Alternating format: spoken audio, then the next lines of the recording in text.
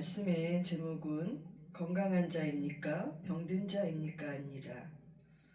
말씀은 마태복음 9장 9절에서 13절입니다. 함께 읽어보도록 하겠습니다. 예수께서 그곳을 떠나 지나가시다가 마태라는 사람이 세관에 앉아있는 것을 보시고 이르시되 나를 따르라 하시니 일어나 따르니라. 예수께서 마태의 집에서 앉아 음식을 잡수실 때에 많은 세리와 죄인들이 와서 예수와 그 제자들과 함께 앉았더니 바리새인들이 보고 그의 제자들에게 이르되 어찌하여 너희 선생은 세리와 죄인들과 함께 잡수시느냐. 예수께서 들으시고 이르시되 건강한 자에게는 의사가 쓸데없고 병든 자에게라야 쓸데있느니라. 너희는 가서 내가 긍휼을 원하고 제사를 원하지 아니하노라 하신 뜻이 무엇인지 배우라.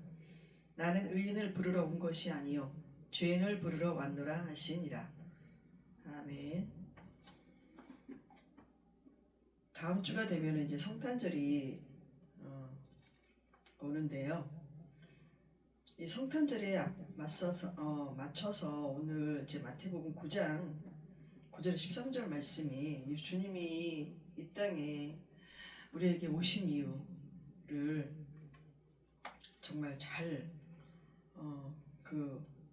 나타내 주시는 본문이 되는 줄로 믿습니다. 자, 그래서 사람들은 대부분이 어떤 일을 계획하고 그 일을 행하려고 매일매일을 그 목적을 가지고 살아갑니다. 자신이 원하는 일이든지 아니면 해야 하는 일이든지 그것을 이루기 위해서 일하죠. 또 우리도 어디를 가면 왜 왔는지를 말합니다. 그 목적을 상대에게 알리곤 합니다. 오늘 본문을 살펴보면 예수님께서 어떤 목적을 가지고 이 땅에 오셨는지를 잘 알 수가 있습니다. 앞단락에서 예수님께서는 중풍병자를 치유하시는 그런 일이 일어나는데요. 사람들이 중풍병자를 지붕을 뚫고 데리고 중풍병자들 지붕을 사람이 너무 많으니까 지붕을 뚫고 내려서 예수님 앞에 그 환자를 내려놓으면서 예수님이 깜짝 놀라서 그 사람들의 이제 믿음을 보시고 깜짝 놀라서 정말 그 사람들이 믿음을 보시고 이 중풍병자를 치유해 주시는 사건이 일어납니다. 그러면서 하나님의 아들로서 이 중풍병자를 치유하면서 죄사함의 권세를 선포하셨어요. 그러니까 치유하시기 전에 먼저 이제 죄에 관련된 문제를 죄를 용서받았다 이렇게 말씀하시면서 이제 그 본문을 통해서 죄사함의 권세를 가지신 예수님을 나타내셨습니다. 또 그리고 이제는 그 중풍병자를 치유하시면서 죄사함을 선포하시면서 메시아적인 권능을 나타내시면서 이제는 마태를 부르러 오십니다. 이제 마태가 등장하는 거예요. 예수님의 그 사역을 보면 예수님의 사역을 해가시면서 제자들을 부르시는 것을 알게 됩니다. 마태는 누군가요? 세리 마태잖아요. 직업이 세간의 일을 보는 세리였어요. 그 당시에 로마의 지배 아래 있었잖아요. 그래서 마태라는 이름은 무슨 뜻이냐면 하나님의 선물이라는 의미를 담고 있어요. 그래서 누가복음에 보면요, 마태를 레위라고 기록하고 있어요. 마태라는 이름은 이제 사도로 부름을 받고 이제 계명한 이름이 됩니다. 그러니까 하나님의 선물이라는 얼마나 좋으면 하나님의 선물이라는 이름으로 이제 계명을 했을까요? 그래서 이제 예수님은 세간에 앉아서 일을 보고 있는 마태를 보고서 이제 부르시는 겁니다. 나를 따르라고 말하십니다. 그랬더니 즉시로 마태가 예수님을 따르는 겁니다. 따라 나서는 겁니다.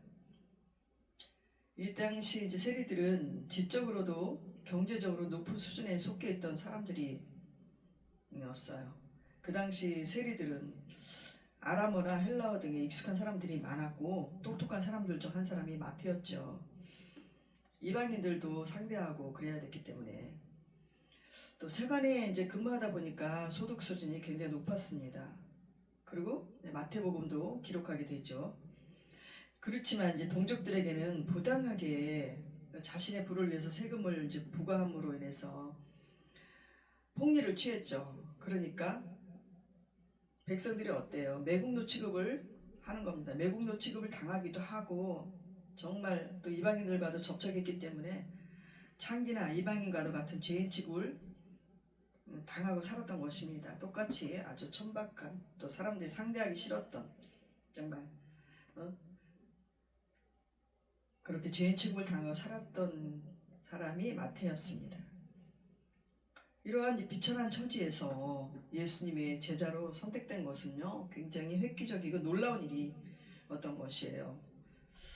자, 그럼 어떻게 즉시로 마태가 예수님을 만나고 주님의 부르심에 즉각적으로 순종할 수 있었을까, 따를 수 있었을까 한번 생각해 봤습니다. 그랬더니 그래, 어떻게 마태가 세리가 됐는지는 나오진 않아요.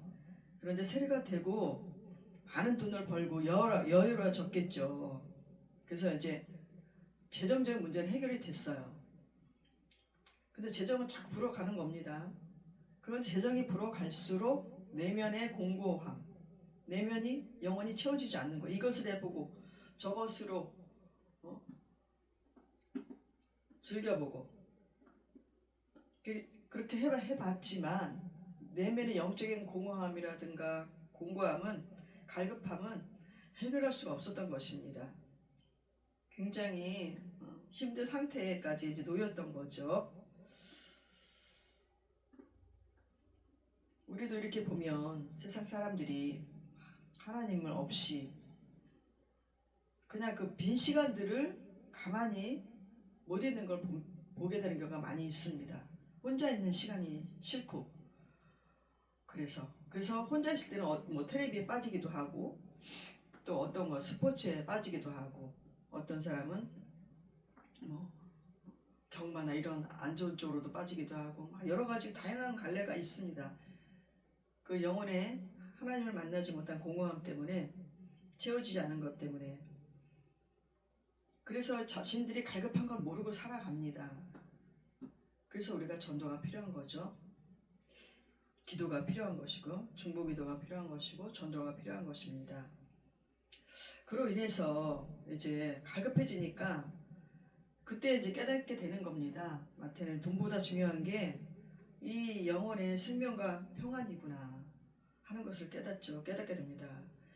그렇게 한참 예수님의 소문을 들렸을 겁니다. 소문을 듣고 그분을 만나면은 내가 뭔가 내 영혼이 해결받을 것 같아. 내 문제가 해결받을 것 같아. 질병도 저렇게 치유해 주시는데 그러면서 예수님이 자기 마을에 찾아와 주실 것을 학수고대하고 있었을 것입니다. 그리고 나서 이제 동료들과 지인들을 불러서 이제 예수님의 제자가 됐으니 예수님 모시고 아주 큰 잔치를 합니다. 그래서 누가복음에는요 잔치를 했다고 이제 기록이 돼 있어요. 이제 세리도 간두고 이제 예수님 제자로 이제 본격적으로 나가겠다는 그런 뜻도 있었을 것입니다. 또 전도하는 차원도 있었겠지요. 그래서 이 사람들은 누구냐? 그 잔치 자리에 온 사람들은 그 동료들이나 또 자주 만나는 사람들 아니었겠어요? 다 비천하고 천대받고 있던 사람들과 함께 예수님 식사를 하고 그들과도 얘기도 하고 하시는 겁니다. 그때 제자들도 몇몇 제자가 함께 있었죠. 자, 그럼 나라면 그럴 수 있었을까? 정말 다 세상 사람들이 피하고 정말 손가락질하고 정말 마치 뭐 벌레 보듯이 뭐 보듯이 하는 그런 사람들이었는데 나라면 어땠을까? 저는 저 같으면 피했을 것 같네요.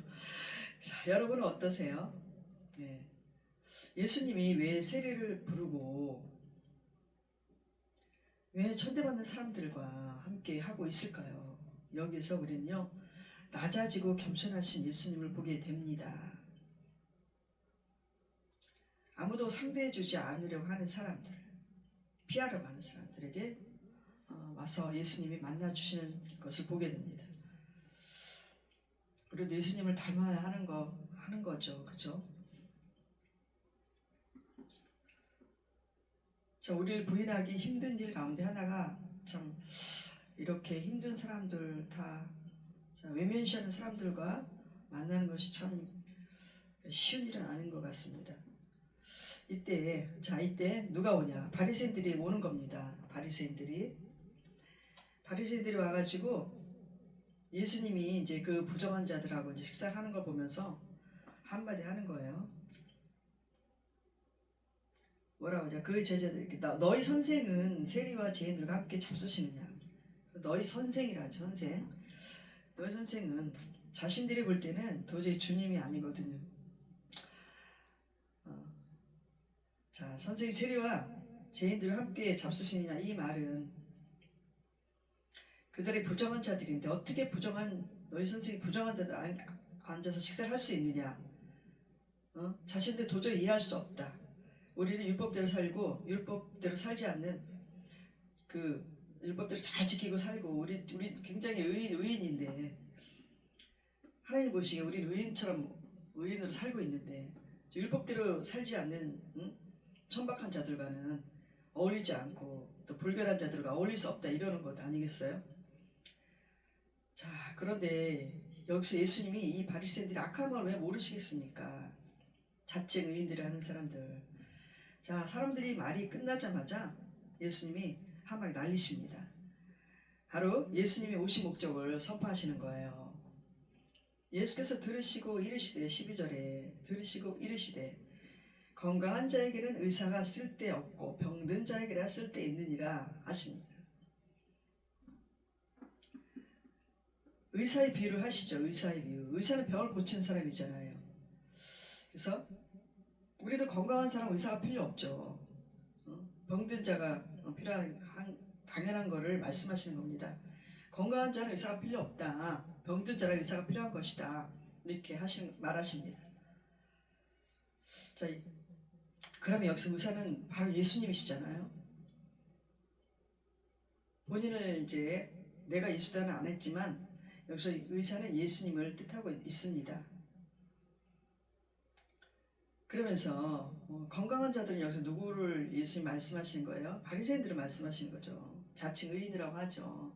정말 자신들이 병든 게 없다. 얼마나 그 율법을 잘 지키고 하나님의 말씀대로 잘 살고 있다. 우리는 그렇게 하기 때문에 자칭 의인이라 여기는 사람들입니다. 자, 그럼 병든 자 누굴까요? 병든 자는 자신이 죄인임을 깨닫는 자, 죄인들이고 예수님의 구원을 받고 치워 일어나야 할 자들 말씀하시죠. 예수님은 죄인들의 영혼을 치유하러 오셨어요. 그래서 죄인들과 있는 것이 당연하다고 하시는 것입니다. 여러분 중에도 나는 죄인이 아닌데 하는 분이 있나요? 내가 무슨 죄를 지었다고 하는 분이 있습니까? 회개 요청이 있으시길 축복합니다. 맞습니다. 예수님은 죄인을 회개시키러 오셨습니다. 회개하는 자에게 성령을 선물로 주십니다. 그때부터 성령께 이끌림 받는 삶을 살게 되죠. 이 얼마나 감사한 일인지요. 얼마나 놀라운 일인지요. 우리 앞길을 인도하시면서 우리를 예수님께로 하나님께로 이끄시니 얼마나 기쁘고 복된 일이고 놀라운 축복 아닙니까? 할렐루야. 그들이 죄인이기에 예수님이 찾아가신 겁니다. 지금도 나는 괜찮은 사람이고 난 아무 죄가 없다는 사람은요 예수님을 영접하기 어렵습니다. 그래서 전도가 힘들다는 것 아닙니까? 자신들이 난 예수님 없이 살 수 있다고 하는 사람이 너무 많기 때문에. 그러나 우리가 포기할 수 없죠. 우리는 포기할 수 있으면 예수님 포기 안 하십니다. 그렇기 때문에 우리는 포기할 수 없습니다. 우리는 기도로 또 섬김으로 나가야 되니까요. 그래서 자신이 가진 게 많고 이룬 게 많고 중요한 사람이고 어디든지 자신을 알아주고 높여주고 하는 사람들 있잖아요. 낮아질 줄 모르는 사람들에게는 죄인이라는 말은 들어오지 않게 되는 거죠. 안타깝게도 교회 안에서도 회개할 줄 모르는 자칭 의인들이 너무 많다는 것입니다. 자신을 합리해 가면서 말이죠. 자신을 떳떳하고 그러면서 자신의 잘못에 대해서는 핑계거리를 찾고요. 다른 사람 탓을 하면서 자신이 의인인 척하기에 바쁩니다. 나는 잘한 것밖에 없고 너는 잘못투성이야 하면서 결코 미안하다는 말 안 하고요. 잘못했다는 말 안 하고요. 인정하지 않고 칭찬하는 것도 없습니다. 자, 성도라면 그래야 되겠습니까? 주님을 사랑한 성도라면 남을 인정할 줄 모르면서 판단만 하잖아요. 자신이 마치 하나님인 것처럼 말이죠. 참 불쌍한 거죠. 그저 남의 인정받는 것이 좋고 자기 이름이 높아지는 게 좋고 하나님보다도 자기 이름이 높아지는 거 더 좋아해. 그걸 더 즐기고 좋아하고 그걸 위해 사는 사람들. 그런 사람들이 다 육신적으로는 불편한 게 없는 자들입니다. 건강한 자 아닙니까?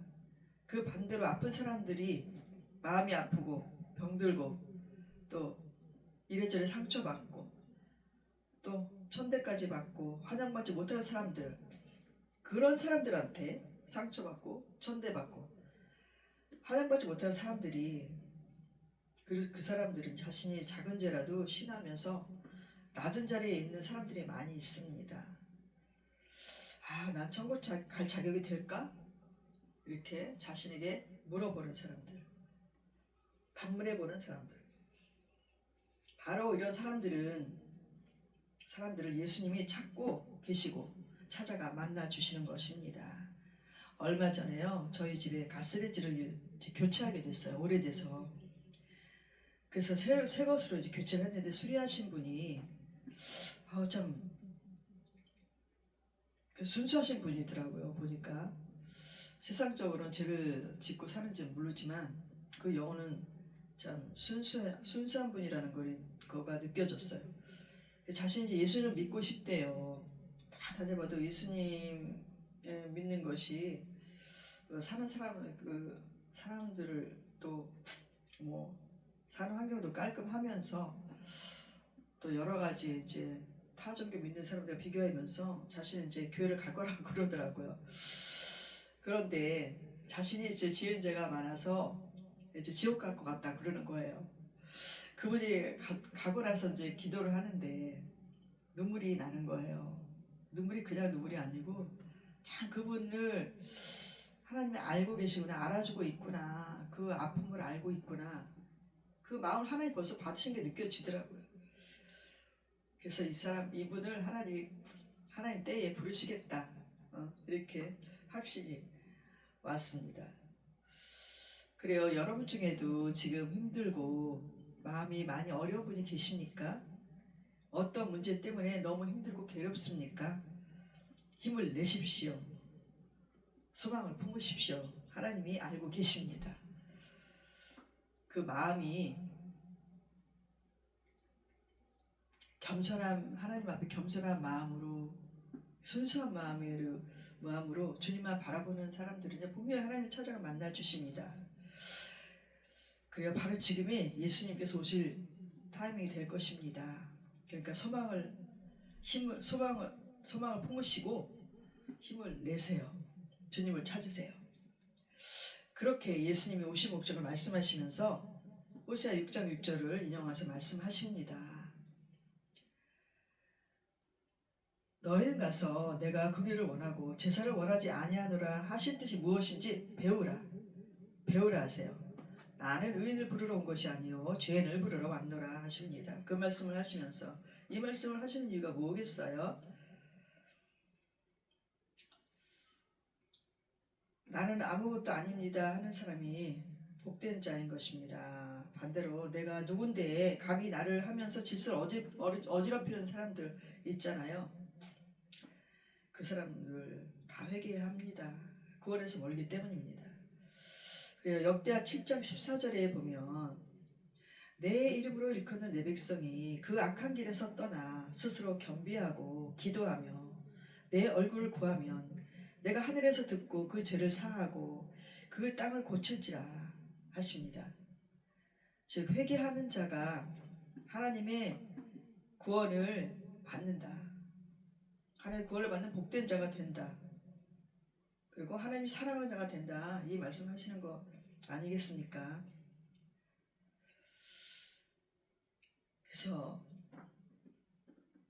13절에 여기 내가 긍휼을 원한다. 또 제사를 원하지 않는다. 이거는 제사를 원하지 않는다가 아니고 긍휼이 있는 예배를 하나님이 원하신다고 하시는 것입니다. 하나님의 긍휼이 있는 예배, 마음을 하나님께 쏟는 예배, 하나님의 사랑을 아는 예배를 주님 아는 예배를 받으시길 원하신다는 뜻입니다.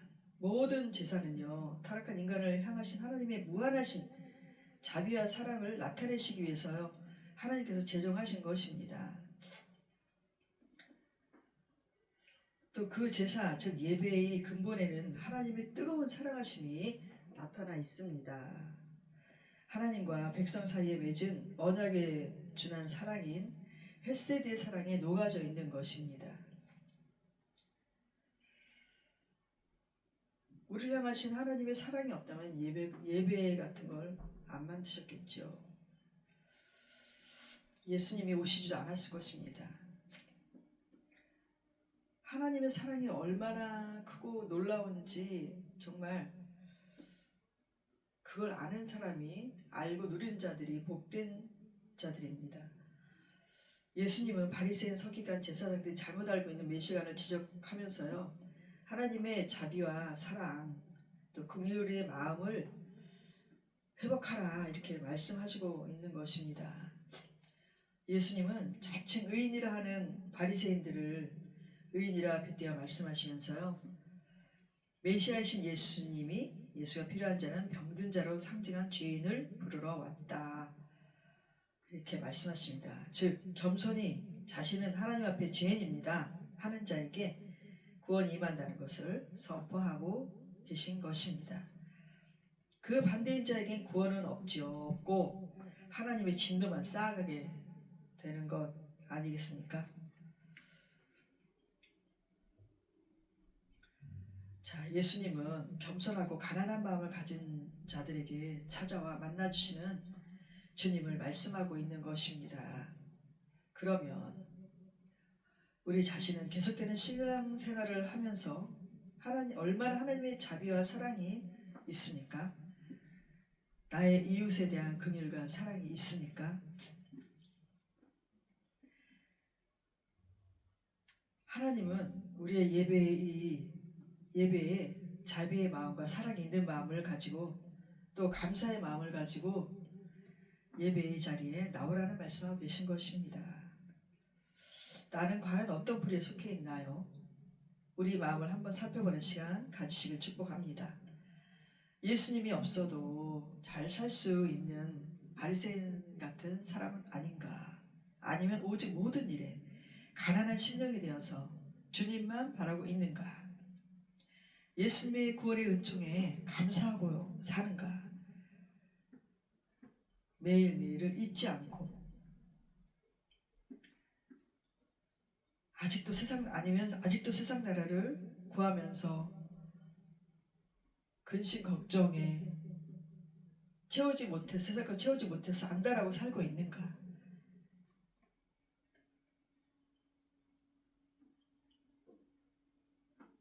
자신의 뜻과 자신의 의를 구하면서 또 살고 있진 않으신가요? 주여 주여 하고 주여 주여 할 때, 주님의 이름을 부를 때 과연 주님이 나를 찾아와 만나주실 자인가를 깊이 생각해보는 이 시간 되기를 소망합니다. 그리고 그렇지 않다면 자신의 믿음을 살펴보고 정말 예수님이 이 땅에 오신 이유, 또 나를 찾아와 만나주신 그 이유가, 죄인된 나를 찾아와 만나주신 그 이유,